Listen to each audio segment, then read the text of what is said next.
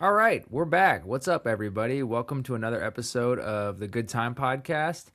This is episode number 11, presented by Rocklocks. And today, we do not have a guest, but we're going to talk about the question I get asked the most. It's the ultimate question of any career musician. It's one of the most unsolved mysteries of all time. It's the eighth wonder of the world, the ninth wonder of the world. The question is how to get the gig. Everybody wants to know how to get the gig. Everybody wants to know, oh, how do you play? How do you get on tour? How do you get a gig as a drum tech? How do you get to playing arenas? How do you make a career out of this? These are a lot of questions that I wish I had the answer to, but I do have some answers. I'm 35 now, been touring for a long time, and I do at least have some level of wisdom on this topic. So we're gonna get right into it. Spill the beans, bro. How do you do it? How, All how do I right. how do I join Daughtry? Yeah, exactly. Okay. All right. So the first thing I'm gonna say here is you need to make drums your number one priority. This sounds simple, and it is simple. The thing is, when you are younger and you start to play in bands and you start to have other hobbies and you have schoolwork and you have girlfriends or boyfriends or family stuff, weddings to go to, just life in general, everybody has life stuff. The thing about being a career musician is the people who make a living doing it are truly the top 1% of the 1%. It is a very, very small group of people. And if you want to get into that group of people, you have to, bar none, make music your number one priority. And, I'm talking about it through the lens of playing drums because that's what I know. But period, point blank, it has to be the number one priority. For example, I remember growing up, I played soccer, I played basketball, I skateboarded, I snowboarded, I played golf. I had a bunch of hobbies. But the moment I decided I want to play drums for a living, which it was 2007 Warped Tour.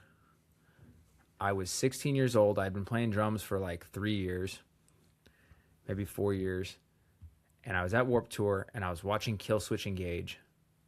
And I vividly remember, I can still like picture where I was standing, what I was looking at. And I remember thinking, that's what I want to do. Like, of all the things I've tried so far in my life, that's the thing I want to do. And at age 16, I made the decision to make drums a priority. Now, I went to college. Uh, you know, music school wasn't really an option. I went to a normal university and I still was trying to play drums as much as possible. It was very difficult while in school. And that's one of those things that I don't know how I made it through 4 years of college and then still became a professional drummer. It's very unlikely that that happens. I would say that if you want to play drums professionally, you probably need to skip college or go to music school because those 4 years are very valuable. From 18 to 22, you do a lot of development. And that's 4 years you could be practicing drums. And back to making drums the number one priority, if you are in local bands, because I remember joining a bunch of local bands in my, late teens and early 20s, I remember really specific things, such as I was in a really cool band, man, and these guys were awesome. But like Sunday would come around and it would be our only day we could practice because a couple of them had kids, jobs, school. Like Sunday is, everybody knows Sunday is a great day for band practice because a lot of times people don't have shit to do. A couple of these guys would rather watch the Seahawks play than go to band practice. And for me, as much as I loved watching the Seahawks, I was like, that's not the priority. The priority is band practice. Then I had friends started to get married, and I missed 3 of my best friends' weddings for shows, for shows that really didn't, or tours that really didn't matter in the grand scheme of things. Like looking back on them, like I missed one of my best friend's weddings to play a like 3 p.m. time slot on one of the small stages at a festival in Washington State called Sasquatch. The festival doesn't even exist anymore. But I wanted to play the festival so badly that I was willing to drive out there in a van with my friends, camp in a tent, wake up, play a backline kit at like I said, I think it was 3 p.m. on a stage that, I don't know, maybe 300 people watched us play. All while skipping your boy's wedding. Skip one of my best friend's weddings, and the reason he's one of my best friends is because he was cool with that, and we're still boys to this day. Like, I love this dude. He doesn't play music, he knows nothing about music, but like, this guy's my dog. He's one of my like college roommates, and I just remember it was heart-wrenching to do that, but I felt like I had to make that decision. One of my best friends from childhood, who is a Navy SEAL and serves our country, I had to miss his wedding for a tour that, in the grand scheme of tours, pretty meaningless. But the thing here is that there's a theme here, which is like, drums have to be your number one priority. You have to be willing to be broke. You have to be willing to miss important life events. You have to be willing to be selfish with your time. And I'm not somebody who's a selfish guy. I hate being selfish. It like tears my heart out to be selfish. But I just knew that there was certain things you had to do and certain things you had to sacrifice to, to really push through to the next level. You got to really go for it, don't you? You really do. Yeah. Can you speak on making drums your number one priority and kind of how that's changed your life? Oh, dude, absolutely. I did it. I'm not saying, before I even tell this story, don't quit your job. and I mean, you got to do it smart, right? You don't need to quit your job. You don't need to quit your job for drums to be the priority. But yeah, correct. Yeah. However, you do have to make it the top priority. I had a whole a contracting company. I was doing gutters. I had employees. It was my life. It's like what I was doing. I was making good money. I had a house with a pool, and like I was doing this whole comfy life. In 2017, 2018, 2019, once my father passed away, that was the moment that I was like, okay, I'm going for drums. This is like what I'm doing. So I moved it above my contracting company while still working, but I slowly started posting more on the internet, and I went out and gigged more locally and just met with musicians and, tried to show that I was a good hang and stuff like that. I just slowly made it my priority until I literally sold my contracting company and went for drums full on once I was able to financially. But once I made it my absolute priority, my number one, that's when everything happened. I mean, I make a living with the instrument in some form or another, whether I'm making videos or going on my small tours that I do. That's what I do for a living. That's my income, is something with drums. So yeah, dude, once I made it my priority in my, like, mentally, everything changed. Everything changes. And, there was it reminded me of this other story I had, because there's kind of these defining moments when I look back. There's these defining moments where, I remember just being younger and people telling me, like, people who were successful in the music industry going, hey kid, like, you have what it takes, just don't quit. And when you're 20, you hear that and you're like, don't quit. Like, I'm not going to quit. What are you talking about? Like, that's not even. But then there's things that happen that make you go, God damn, I want to quit so bad. Quit. That's so true. I want to quit so bad. Not easy. And I remember in my early 20s, I was broke because I graduated college, and all of my roommates, all of my friends, I walked at the University of Washington Business School. I graduated with a 3.5 GPA, which is very difficult to do. That's like, I'm not trying to toot my own horn here. I'm just telling facts here. Let me put it this way. There was people who cared about business school and people who loved going to school and loved going to class and who loved studying, and I had better grades than them. I didn't love it. It was just something that I did to get it out of the way. And I walked on a Sunday, and I had buddies, 2 roommates of mine, started their new jobs on Monday. I swear to God. And these 2 buddies of mine, who I won't name, I love these guys. They still work at those 2 companies to this day. We graduated in 2012, dog. So it's 2020. They've been at the same company for 14 years. They both have Wow. families. They both have multiple houses. They both have massive investment portfolios. They're both like doing very well in their lives. And I purposely did not have a job lined up, like a full time job, because back to what you were saying, you don't need to quit your job, but you still need to have time to practice drums. And you don't need to practice drums 6 hours a day, but you need to practice drums like 2 to 3 hours a day, like especially in those years, like you need to go for it. And some people get really overwhelmed with this idea of like practicing drums, but consistency is much more important than doing these like blowout sessions. Practicing 8 hours for one day and then not playing drums for a week and then doing it again is basically a waste of time. Yeah. The more you have your sticks in your hands, the better. That's the more comfortable you're going to get over time. So anyway, Yeah. back to the story. Over practicing is a real thing. We Real won't thing. dive into that, but it's true. It's true. And I do think everybody who's really good at anything needs to go through a period of like steep growth, and they can kind of look back on their life and point at that era. For me, it was like age like 21 to 30 was my like 9 years of like really steep growth on the instrument. And um anyway, so I remember, so I graduated college. I didn't have a job lined up. I was doing part-time work to basically just like barely pay my rent. I took the smallest room in a house with some buddies of mine. After we graduated, we got a house in Seattle to rent, and I just took the smallest room because it had the cheapest rent, $400 a month or whatever, $450 a month, something like that. Just enough, like, can I just make, literally, can I make like $700 or $800 a month to just like keep Live. moving forward in life, have enough money to buy some groceries and gas, Knowing and that you wanted to chase the drum. This was before you made it, obviously. way Knowing that you wanted before, to be a drummer. way before, dude. And Yeah. I knew I want, no, this was, I knew I wanted to do it professionally. I just didn't know how. I didn't know what the path was, but I just felt this feeling in my gut, like, I know I need to make drums the priority, and I know I'm not good enough. I knew those two things for sure. I was like, and the only way to get better at something is to practice it a lot.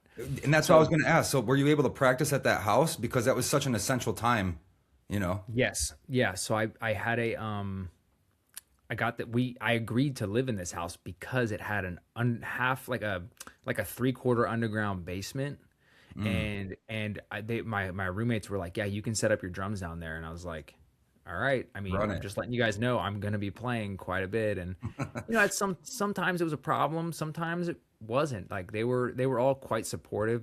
All of these guys are friends of mine to this day. They were there when shit was bad, and but yeah, during this time, a couple years passed, and I was broke, man. And I went on this like 2-week West Coast tour with a band, and it was the first tour that I had done where I was like, okay, there's like people at these shows, and I'm not gonna name the band because it's just not worth the. It didn't end well. I'll explain. mm. At the end of this tour, so by the end of this, I was very broke. I was like, I remember having like $250 in my bank account, and I was like, okay, this is tough. This is like, I don't know what I'm doing, but I just know this is gonna work out one day. Were you going to, did you And ever think about, I'm sure you did, but were you ever seriously on the verge of like just quitting and getting a regular job? Or did it never? co- constantly, and Mm, this is where this is going. So I was doing brand ambassador work, which for anybody who's listening, brand ambassador work is like, picture when you go to like a sports game and there's those people driving around Red Bull cars outside and they're giving you free Red Bulls. Those are right. brand ambassadors. They're typically hourly employees. And I started working for Kind bars, and I was making $15 an hour, and I'd go around to these events and I'd give out Kind bars. And it was enough work to basically pay my bills, but I just got to a point where it was like, man, I'm spending a lot of time doing this, and like every month it's like still hard to pay my rent. And I got offered a job to work full time for an energy drink company that was a startup in Seattle. And my plan was, frankly, I can say this now because it's been a long time. My plan was to just take this job because I didn't have any tours lined up, do the bare minimum, And then keep bail when you get practicing a tour. drums, and then when I get a tour, just bail. That was honestly the plan. Yeah. It's not the most ethical plan. It's not something that I'm proud of necessarily, but Sure. back to making drums the number one priority. This is something that it's the harsh reality of doing this for a living. If you really want to do this, you have to be willing to be wildly selfish, especially in these years. I'm not saying be selfish if you have a wife and kids. Don't be selfish if you have a wife and kids. Put them first. But if you're single, I was single. I chose to be single, by the way. Like, I didn't want to be tied down. I didn't want anything getting in the way of like me making this a career. And so, anyway, sorry, this is way too long of a story. But point is, I'm on this 2-week tour. The singer of this band, by the end of the tour, she was like, "Are you gonna like what do you like? We have a bunch of shows coming up this year. Like, how are you gonna do these shows like while you have a job?" And I'm like, "Well, I'll just take vacation days and I'll just do what I can and work on the road. Like, I don't know. I'll just figure it out. Or if I have to, I'll quit." And she literally convinced me. I'll never forget it. We were at the Hawthorne Theater in Portland, and we were in the dressing room up. You ever played that venue? Yeah. Yeah, upstairs, like the dressing room's like above the stage. Yeah. Yeah. Small little dressing room. And she's like, "If you quit this job, I will pay you $800 a month to just stay on board. And I can guarantee you, I think the number was like 8 or 9 months. I can guarantee you like 9 months of pay. And trust me, things are going to go really well. We got the ball rolling with this band. We got a lot of stuff lined up. Like, things are going to go well." And I didn't get it in writing. I didn't get anything signed. Uh-oh. I just went back and forth on this, talked with my parents about it, and I had a job that I had interviewed for and gotten. And it was supposed to start in like 3 days. And I had to call these people and go, "Hey, I'm sorry. I'm not showing up to work in 3 days." Changed my mind. So you accepted it and then called them back and said you bailed again. They were fucking pissed. They were so mad. Bridge And burn. it was a good job, dude. It was a good salary. It was I was gonna make, I mean, good back then. This was 2013 or 14. I was gonna make 40 grand a year, which was gonna be my like first real. I would have a 2-week paycheck for the first time in my life, like a real consistent paycheck. I was gonna get equity in the company. There was a lot of room for growth. Like I could have, benefits. So about a month later, I received one payment from this person, and then she was like, "Oops, sorry, can't do this anymore. You guys are on your own." No. Yeah, and Promised you 9 months of work, and then 1 month later, X the whole thing. X the whole thing. Holy And shit. like I said, I didn't get anything in writing. This was a lesson that I learned. But the point is that when I look back on it now, just the fact that I was willing to do that, that says something about my character and me and how I was putting drums first. How serious you were with it. I was like, okay, I'm willing to do anything. I'm willing to do literally anything. I will screw these people over that have been so good to me. Again, you could argue the morals of this all day, but when you're 23 years old and you got nothing to lose, like you gotta just send it, man, and try not to screw people over in the meantime, but you gotta send it. So. Yeah, you don't go out trying to screw people over, but if you're in a situation, you find yourself in a situation and you're in a fork in the road and you really want to take drums, you got to take that path sometimes, You have to do it. I mean, every time. Don't go looking for it, but choose it over everything. And look, I try to do it as professionally as humanly possible. I try to do as best as I could. I was 23 years old, man. I was a kid. Again, it's not something I don't regret it, but I don't not regret it. I know that's crazy, but it's like I still feel bad thinking about it, but like they figured it out. They're, you know what I mean? They found the replacement and they moved on. It probably cost them a couple $1,000 and a little bit of a pain in the ass, and that was about it. So. And it was worth it for you because it was one of the stepping stones, that led you where you are now. So. And I needed to. I think mentally I needed to prove to myself like I'm willing to just do anything. I'm a psycho about this. You Yeah. have to be a psycho. Yes, you do. You have to be Um, obsessed with it. And you have just to like be anything obsessed. in life, any athlete, Yeah. go Yeah, after it. for sure, for sure. This brings me to point number two here. So we got a couple bullet points we're going to go through. Point number two is play as many shows as possible. So once you've made this decision, hey, I want to play drums professionally, or I want to play guitar professionally, whatever we're talking about here, play as many shows as possible. This is so key. This is an industry where you do not learn by reading a book, you do not learn by watching YouTube videos, you learn by doing, and you do it a lot. And you need a lot of reps.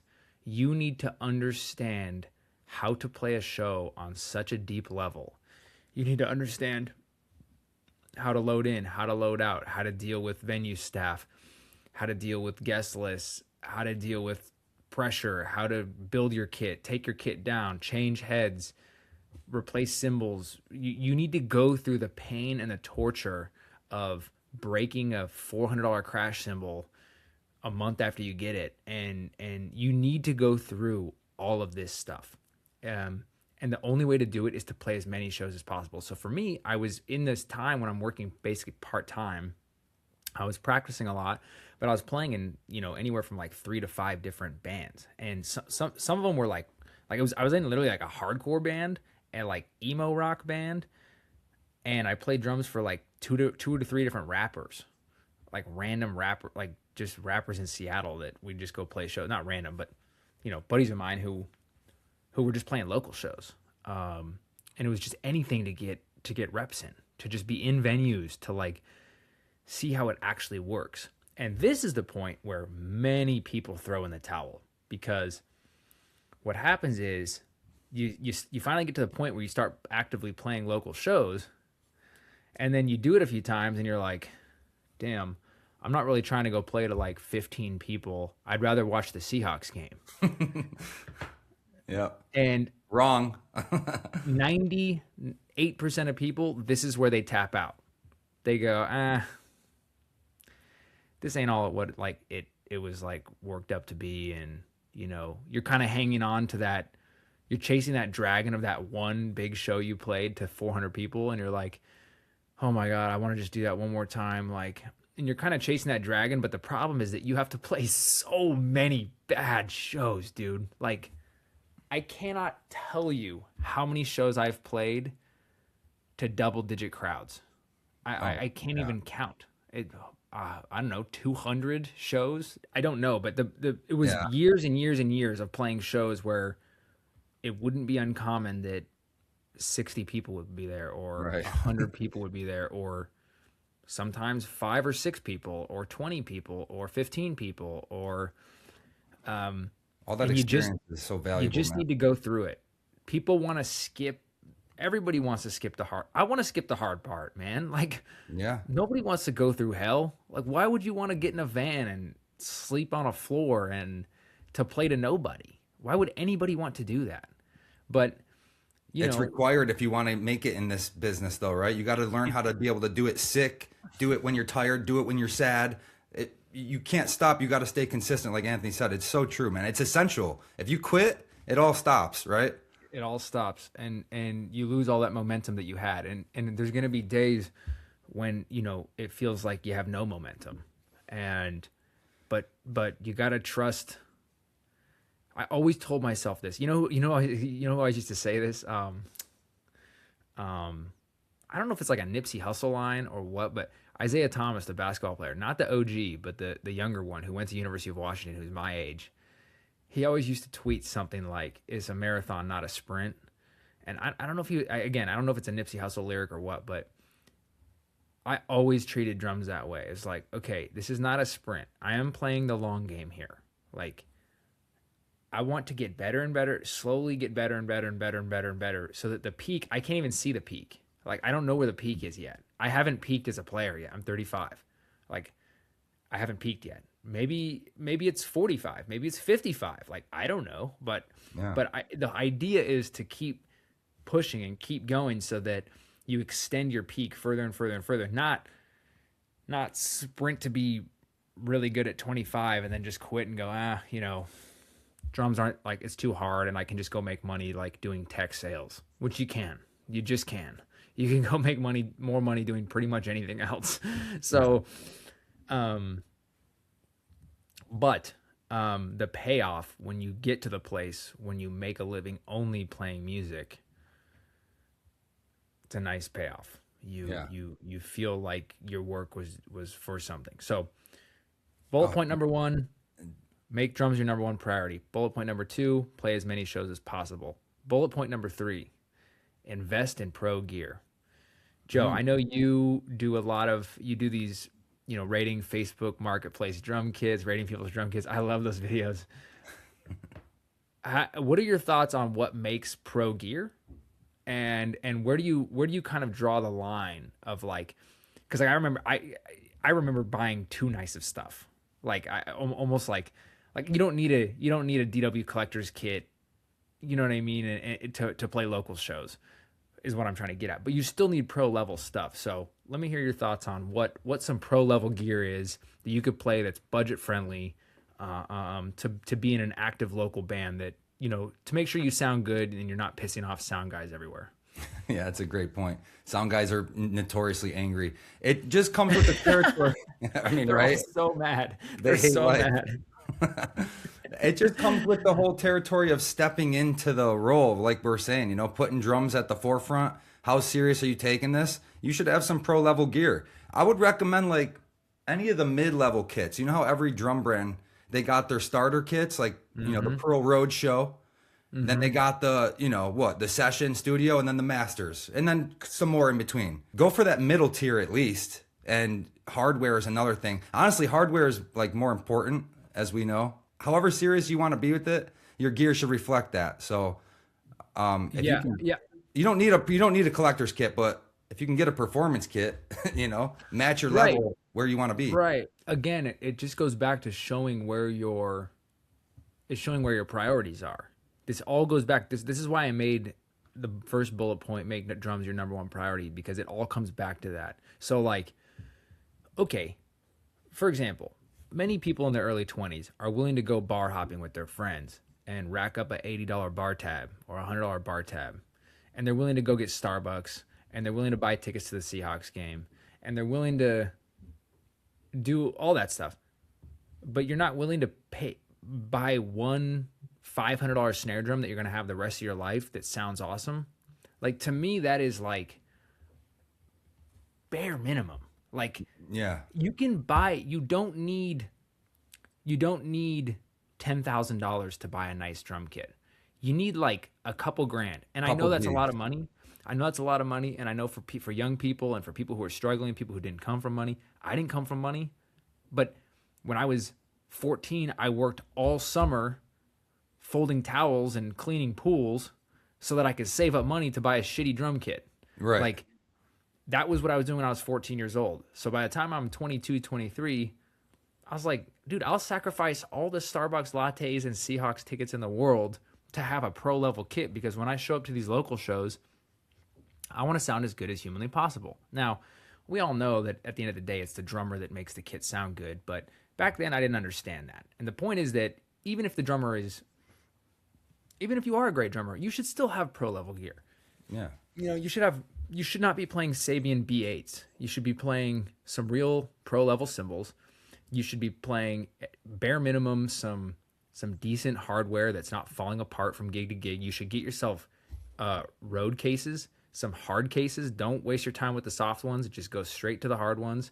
Invest in this stuff to make your life easier, because you're going to look more pro. You're going to sound better. And drums don't really devalue. So like, cymbals will break, sure. Drum heads, you got to replace them, obviously, whatever. But like the shells, if you went out and bought, like you said, a Session Studio Select, if you went out and bought a used Session Studio Select with like a Ludwig Superphonic used, you're chilling. And that's like $2,000. Yeah. And you'll have these, you could have these drums for the rest of your life. Pro level kit. Psyched. And it's and going if you to ever stay went, that way.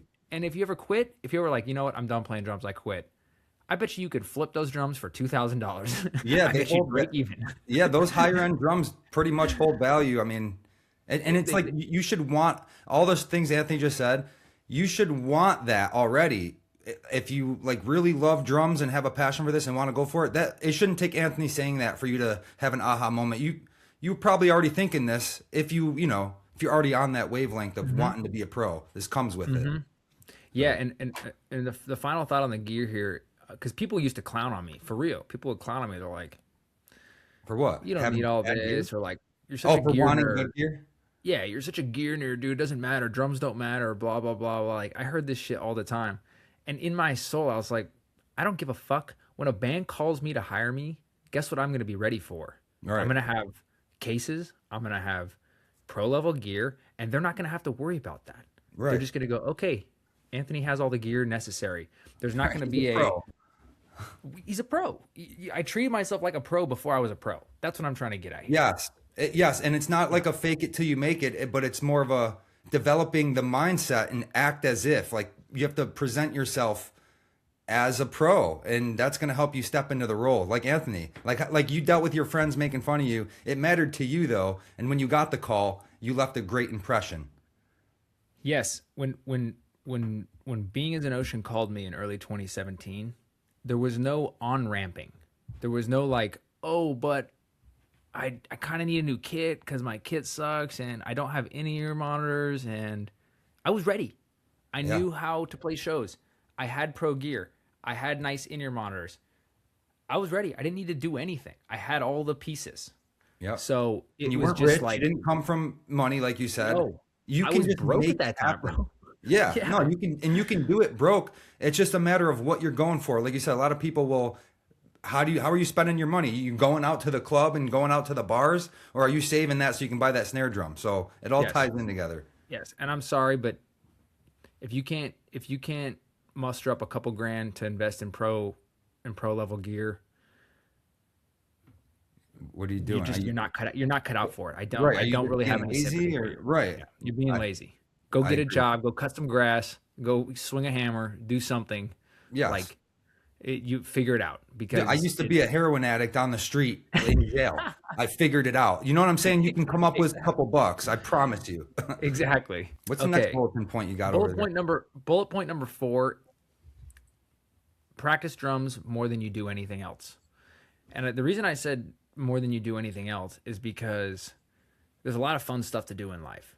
And it's not that you need to practice, back what we were saying earlier, it's not that you need to practice 6 hours a day. It's not that you need to practice, you don't need to go crazy with it. It just needs to be the thing you do more than anything else. There you So go. if you are working full time to pay your bills, to just stay alive, I understand that. Fix your schedule. Like, I purposely wanted to work as early as possible in the day. I was willing to wake up at 5 a.m. to work at 6 a.m. or to wake up at 4 a.m. to work at 5 a.m. I was willing to do that because I knew that my shift was over by 2 o'clock so that I could go practice drums for a couple hours. It revolved around you wanting to play drums. It revolved around that. And There you go. I'm not making this up. There was a period of my life when I was living in Seattle. I had moved out of that house. I was in an apartment and I was renting a lockout. I would go to this lockout at 5 in the morning, 5:15 a.m. and I'd go practice, come back home, go work my sales job that I had because my life had moved on. This was like later. This was like in my mid-20s. I had like gotten a sales job to just get by because I wasn't touring enough. I was just sporadically touring and doing this and that, and I needed money. So I got this sales job, and I would wake up early to go practice, then go out and do my sales routes, and then come back exhausted, go practice more. Yep. So I was like basically doing 2 a days at the practice space. 2 a days, bro. It's like being an athlete. Dude, They work it so was- hard, and you got to do the same. I didn't want to do anything else. I wasn't dating. I was like kind of hanging out with some girls and stuff, but I wasn't like, I just wasn't, it was just like drums. That was it. It was like, I know I'm not good enough and I need to get better. And I don't want to do this stupid sales job forever. Like Yeah. I want to get out of this. And the only way out of this is to like, just get better. Cause I know I can hang. I know I can like be a nice guy. I'm not good enough at drums. So that brings me to the next point, which is be the best hang possible. And It's I'm so saving these. important, dude. I'm saving this one. There's one more after this, but I put these two at the end here. Be the best, because these are, man, these are all really important. But if I were to say which ones are the most important, you have to make drums your number one priority, and you have to be the best hang possible. Those are Those are probably the the two top most two. important. I agree 100%. Yeah. I mean, And that is what it is because you can be a slightly lesser player, but a better hang, and a band will hire that person. 1000%, I see it all the time. Yep. So back to what I was saying, you don't need to be the best drummer in the world, but you still need to be in the echelon of professional drummers, which is, it's still the top 1% of the 1%. It's like the guy who's riding the bench in the NBA, he's still an NBA player. He's still gonna smash Oh, anybody playing in college. He's still gonna smash dude. anybody on the street. Like, Everyone in the NBA, yeah. like think of like even the guys that don't play at all, they were the shit in high school. They were the best Yes. number one guy. Right. Yes, that's Yep. exactly right. So that's exactly right. So being the best hang possible, this comes down to being agreeable, being able to roll with the punches. We spoke about this a little bit with Giuseppe on the last episode. Being a yes man. He called it being a yes man. You know, it's really about not making the gig about you. When you are an instrumentalist, when you play drums, guitar, bass, keys, if you're just trying to do this and make a living doing it, your job is to play at a high level and stay out of the way. And staying out of the way is just being a chill hang, man. You can't be pulling out your phone and making TikToks on the bus. You can't be, going into other bands' dressing rooms and annoying them 5 minutes before they go on stage. Like, there's a certain etiquette, and you learn this etiquette through trial and error. You learn this etiquette by playing as many shows as possible, which was bullet point number 2.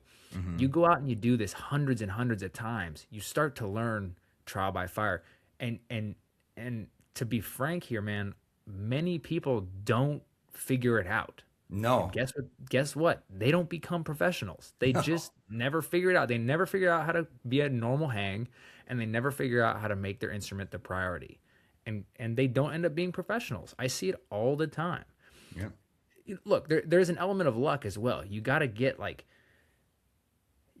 call eventually, but I do think you can create your own luck in a lot of ways. And this brings me to the last point, which is no excuses. So it's kind of the same thing as make drums your number one priority, but I never had an excuse for anything, man. It's like, if you mess up, you own it. If you have a show booked, you don't bail on it. You go. Like when you're younger, I'm not talking about when you're on tour. Obviously, you're not bailing. I'm saying, like, the excuses are rampant with musicians. Oh, well, man, like, I don't know. I don't really want to do that show because it only pays $50 and, we have to drive 2 hours. It's like, what makes you think you're worth more than $50 and you draw 0 people to a show? How are you having conversations about, oh, this show only pays $50? You're 22 years old and you draw 0 people to this show. Just go play the damn drums and come home and load those drums into your garage at 4 a.m. Like a man. Yeah.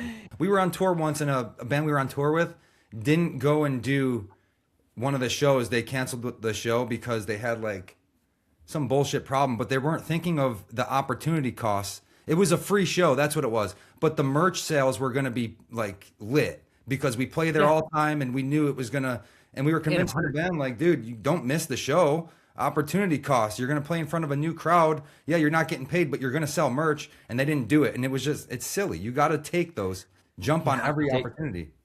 You have to take them. And I'll tell you what, there are massive professional bands who do similar things all the time. What do you mean? They'll do an unpaid showcase just to rub elbows with a radio station. There you go. Stuff like that. Like, there you go. Like, gotta be a yes happens man. all the time. It's investing in a business, man. It's like any other investment. Like, you have to do some stuff for free sometimes, or lose money on things to make money in the long term. That's just how business works. Yeah.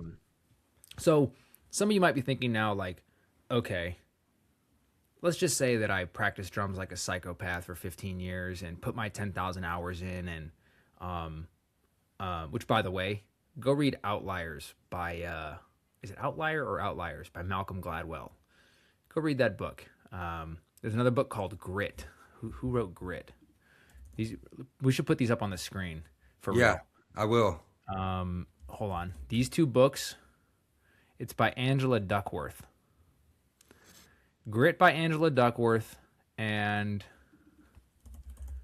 Outliers by Malcolm Gladwell. You want two books to read that will change your life no matter what you're trying to do as a career? I promise you these two books will change your life. Outliers told me that, hey, you don't have to be a natural talent. You just got to put in the work. Grit taught me how to not quit. Grit taught me how to play the long game. And these two books for real changed my life. Okay, so let's say you're like, okay, I'm going to dedicate the next however many years of my life, and I'm just going to go all in, and I'm going to do this. How does the gig actually come? Like, when is that moment where you actually, get the call? Well, this industry works like every other industry. It's who you know. And granted, there's the occasional person who might get hired off of YouTube or something, but generally speaking, at the highest level, people are hiring reliable professionals. It's like any other job. If you run a construction company or a company that cleans gutters, ideally you want to hire somebody who knows how to clean gutters. Like, Right. you don't want to have to train them. You don't want to have to like deal with that stuff. You just like want to have somebody who like does the job and like stays out of the way. You gotta be qualified. Gotta be qualified. So once you are in that level of being qualified for the gig, now comes the game of getting the call. Getting the call is tough.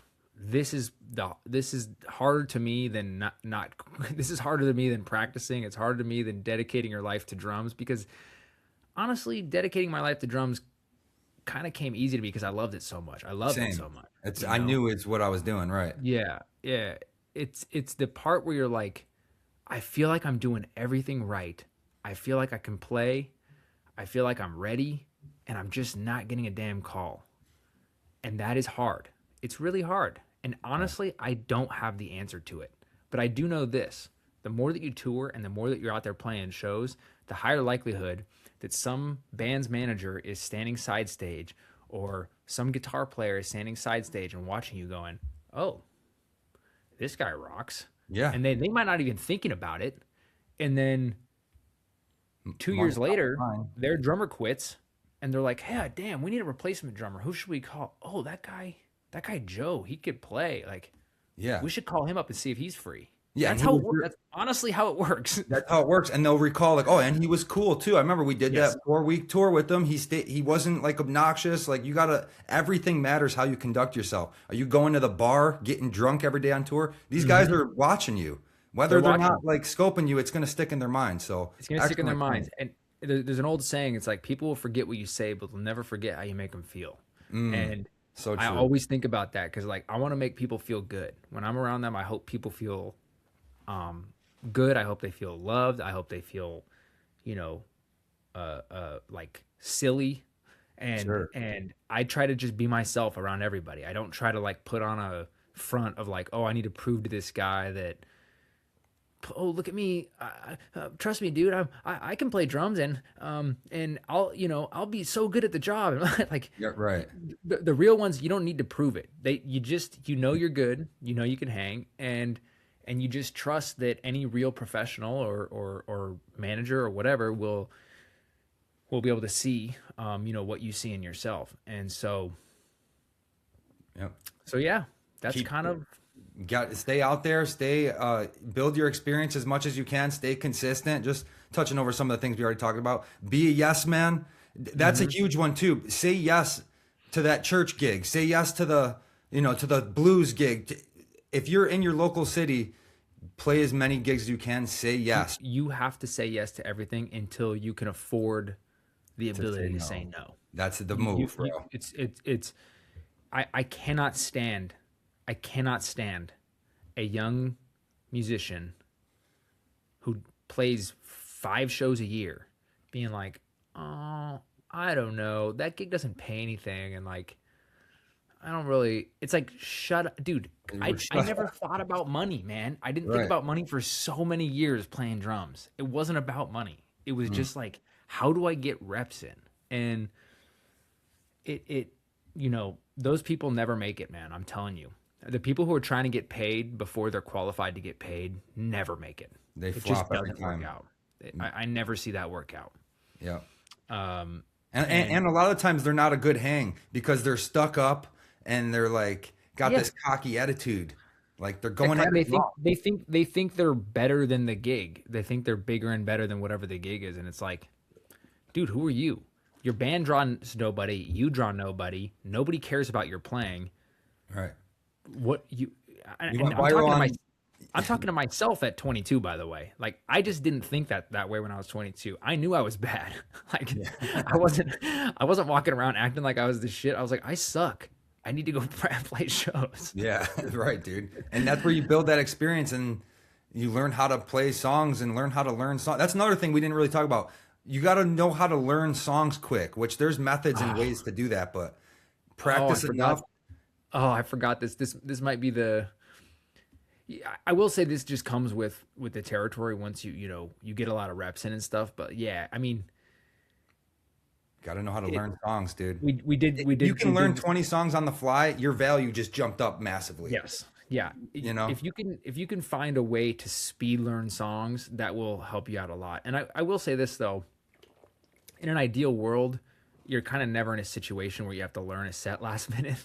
Sure. But that being said, we talked about this with Giuseppe, but I don't know one person who I don't know a single musician on the tour that I'm on that has not had to speed run a set at least once in their life. Yeah. Everybody's had to do it at least once. It's Yep. just something that happens. And, you know, but I do think that the ability to learn songs quickly comes from reps. It doesn't come from sitting at home. It comes from being put in positions where it's like, oh yeah, I'll take that church gig. What do you guys need me to learn?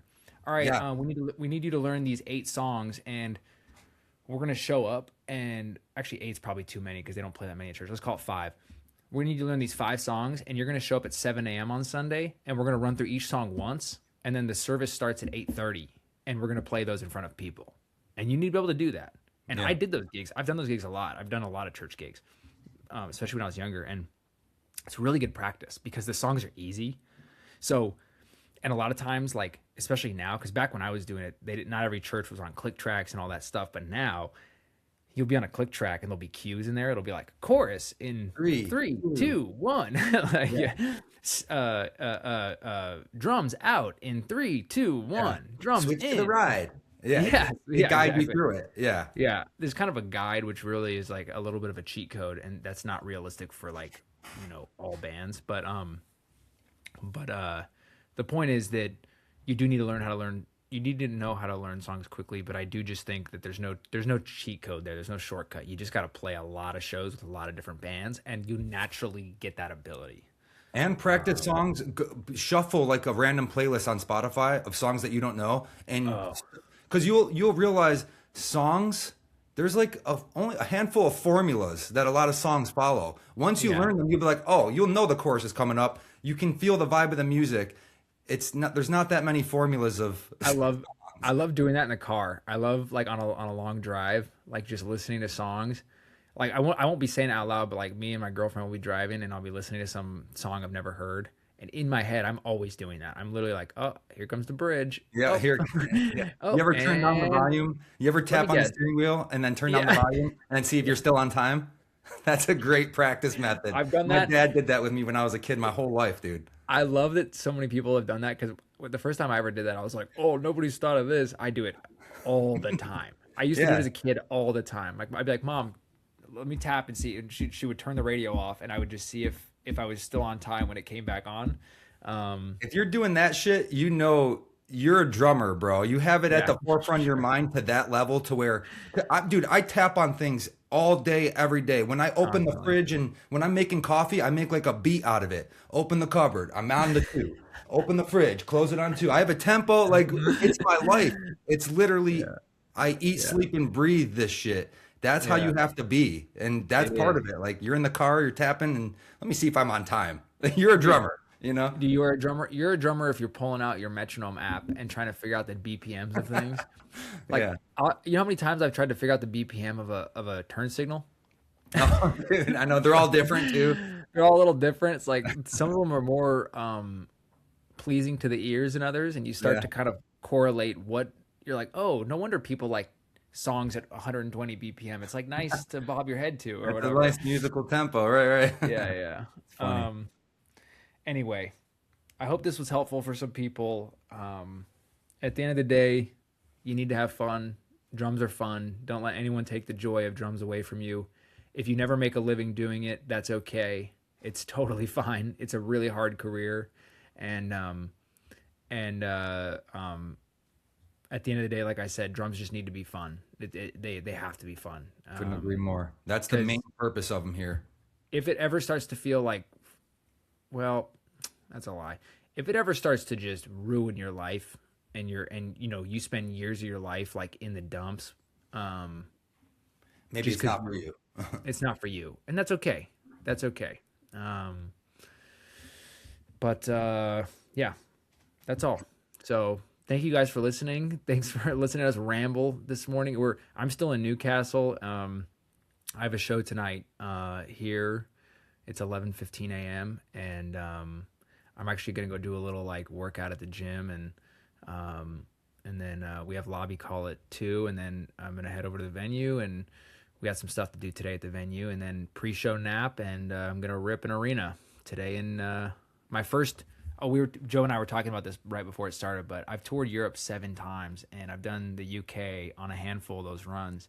I've never done arenas in the UK though, so this is like a first for me. So I'm very excited about it. Let me know how they are because I'm curious how like an arena experience in the UK is I different will. from the US. I'm I just will, curious. and I've heard this is one of Daughtry's biggest markets too. So these shows are big. Like the Alter Bridge and Daughtry both do very well in the UK. So Sick.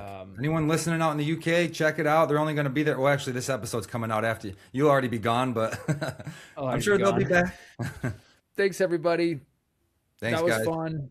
Go play drum. Go practice. Go practice your guitar. Yep. God damn it. Go practice, please. Practice your fucking instrument and leave a comment if you guys have any other ideas or topics you want to hear on the podcast, and we'll get to it. Follow us on Spotify. Subscribe to the YouTube. We'll be back soon. Appreciate your Please guys' follow time. us on Spotify and go leave a review on Spotify. Please. The 5-star reviews mean a lot. And one last thing I'm gonna end on here. I'm such a psycho that even at 35 years old, probably one of the things I miss the most about home when I'm on tour is practicing.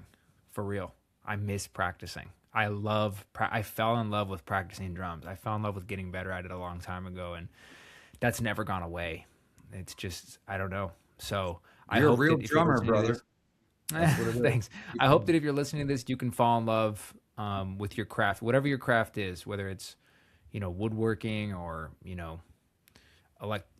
an electrician or whatever your craft is. I hope you fall in love with it. I hope you can find deep, deep joy in it.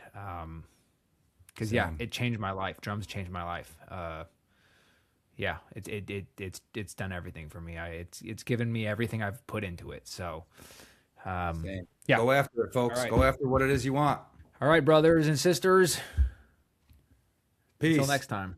Later. We'll be back.